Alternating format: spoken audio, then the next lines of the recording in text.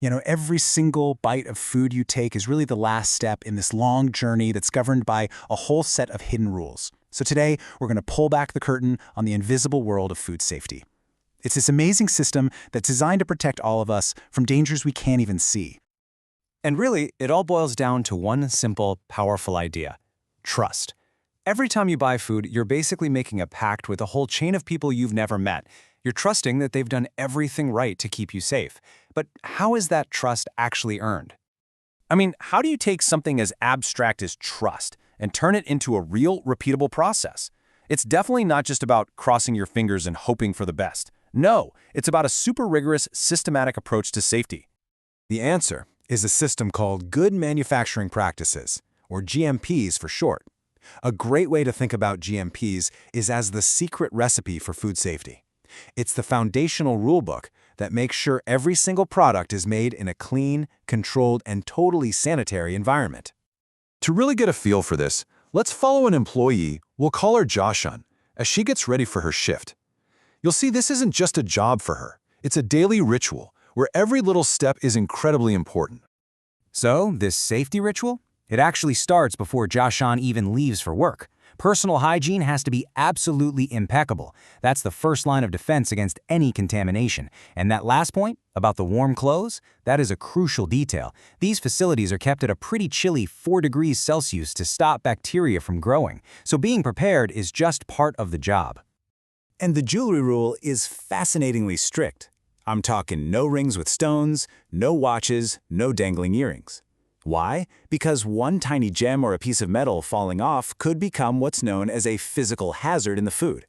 The only real exceptions are plain wedding bands or medical alert bracelets, since they're way less likely to break apart.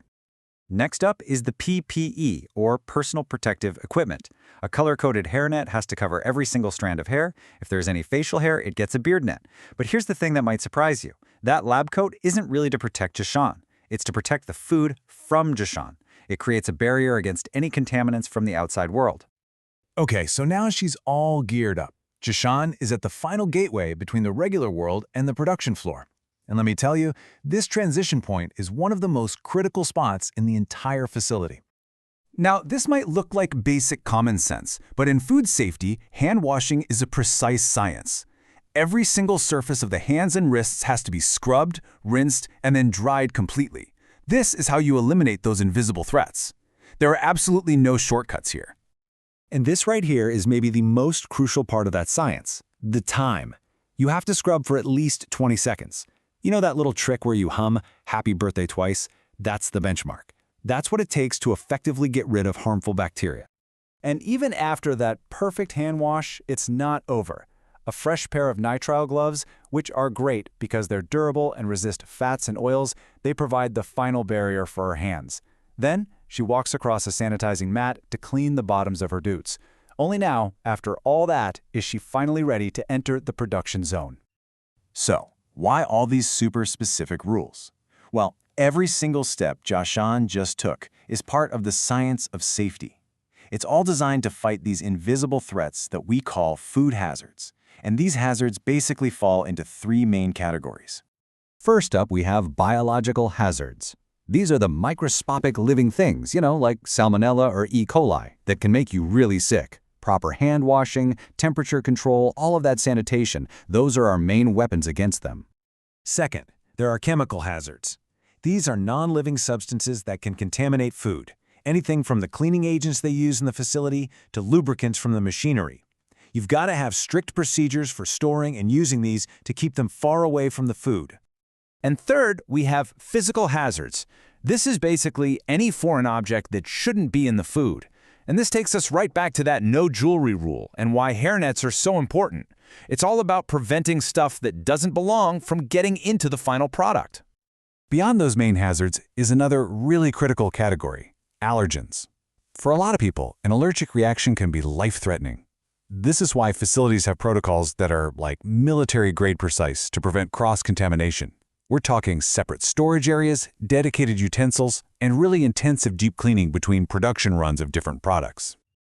Of course, safety also depends on freshness, and there are 2 key systems to make sure of that. There's FIFO, or first in, first out, where you just use the oldest stock first. perfect for fresh produce.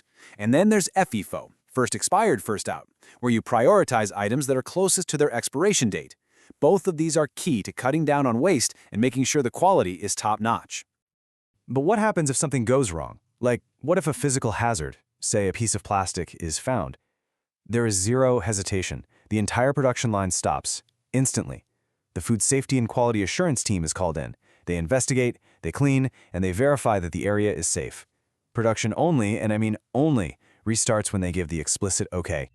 And all of this brings us to a much bigger point. These rules and all these procedures are obviously vital, but they only really work if they're part of a larger culture. A culture where every single person feels responsible for safety. This slide captures that shared responsibility perfectly. It's about simple, crystal-clear rules for handling food. Never use anything that's touched the floor. Always cover open food. Never ever step on a pallet where food is stored. These aren't just suggestions. They are the fundamental laws of the production floor.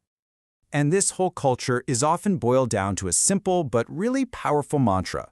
See it, say it, stop it. If you see something that could be a risk to the food or to a person, you have a duty to say something about it. And if you need to, you stop the process. It empowers every single employee to be a guardian of quality. That culture of safety even extends to the building itself. Access is super tightly controlled. There's usually a single entry point, a strict sign-in policy for any visitors, and they have to be escorted at all times. Protecting the food really starts with protecting the facility. So, from Jashan's checklist before she even starts her day, to the science behind fighting invisible hazards, we've seen how this whole culture of vigilance protects our food. The next time you're in your kitchen, maybe opening a meal kit, take a closer look. You're not just holding a meal, you're holding the result of countless hidden rules, all designed to earn your trust, one safe bite at a time. What signs of this hidden world will you see now?